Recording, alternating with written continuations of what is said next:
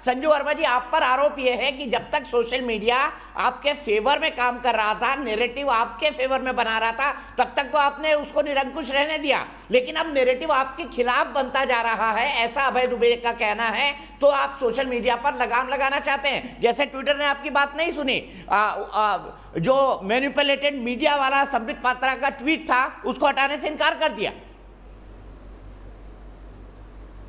दीपक जी, मैं कुछ तथ्य आपके दर्शकों के सामने रखना चाहती हूँ। पहली बात तो ये, कांग्रेस जब freedom of speech, freedom of expression की दुहाई देती है तो ये बेहद हास्यास्पद है।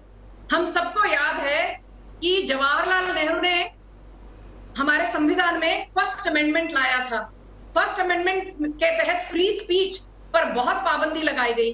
फिर उनकी बिटिया रानी श्रीमती इंदिरा गांधी जी ने 1976 में 42nd अमेंडमेंट, हमारे संविधान का 42nd संशोधन, उसके तहत कोर्ट्स की जो पावर है उसको, उस पर लगाम लगाया गया था। फिर राजीव गांधी ने कोशिश की थी एंटी डेफेमेशन बिल 1988 में लाने की, खैर वो कभी लॉ बन नहीं पाया, हमारी अच्छी किस्मत थी। फिर कपिल सिब्बल, आपको याद होगा, कपिल सिब्बल ने एक बहुत ही ड्रैकोनियन प्रोविजन लाया था, सेक्शन 66A, जिसके तहत ये लोग इंटरनेट कंटेंट पर कोई भी पाबंदी लगा सकते थे। और सेक्शन 66A के तहत कांग्रेस के पास, यूपीए सरकार के पास, मनमोहन सिंह की सरकार के पास स्वीपिंग पावर्स आ गए थे। ये तो मोदी सरकार है जिसने 2015 में सेक्शन 66A को खारिज किया।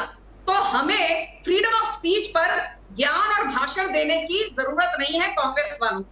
बात आती है अभी मैनिपुलेटेड मीडिया की, तो मैं ये चीज पूछना चाहती हूँ दीपक जी, दिल्ली पुलिस ने जब ईमेल भेजा ट्विटर इंडिया के एमडी मनीष महेश्वरी को कि भाई आपने किस आधार पर संबित पात्रा के ट्वीट को मैनिपुलेटेड मीडिया कहा, तो बहुत आश्चर्यजनक बात यह है, उन्होंने कहा मैं तो सिर्फ ट्विटर इंडिया का सेल्स हेड हूँ, ट्विटर इंडिया के कंटेंट से मेरा कोई लेना देना नहीं है। तो मैं ये पूछना चाहती हूँ, यदि ट्विटर इंडिया के कंटेंट से उन्होंने कहा उनका लेना देना नहीं है और सारा का सारा कंटेंट ट्विटर इंक अमेरिका से डिक्टेट होता है, तो मनीष महेश्वरी जी, जब आप एमडी बने थे अप्रैल 2019 में, आपने बड़े बड़े भाषण दिए थे, I want to make Twitter India a place which is free of hate speech, free of bias, a place that is safe for women.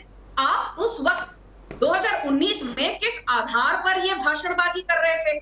दूसरी बात, आप कहते हैं Twitter India is different and separate entity from Twitter ink in America. Separate entity है तब तो आपकी और भी जवाबदेही और जिम्मेदारी बनती है।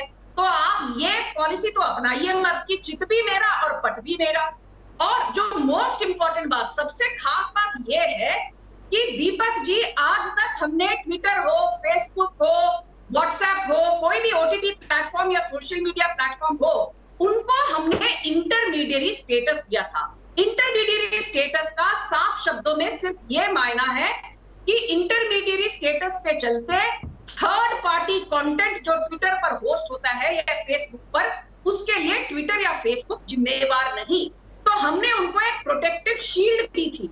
बट अब सरकार ने कहा है कि हम ये आपसे इंटरमीडिएरी स्टेटस छीन लेंगे यदि आप जो डिजिटल एथिक्स कोड है मोदी सरकार द्वारा जो हमने लागू करने की ठानी है, आप उसको फॉलो नहीं करेंगे। तो या तो आप इंटरमीडिएरी स्टेटस बनाए रखें, और यदि बनाए रखना है तो हमारे रूल्स को फॉलो करना है। ये नहीं हो सकता कि आपको इंटरमीडिएरी स्टेटस के बेनिफिट भी चाहिए पर जो सरकार के रूल हैं वो आप फॉलो नहीं करोगे। क्या ट्विटर भारत देश से बड़ा है? क्या ट्विटर भारत के संविधान से बड़ा है? मैं इसी पर बात को आगे ले जाता हूं।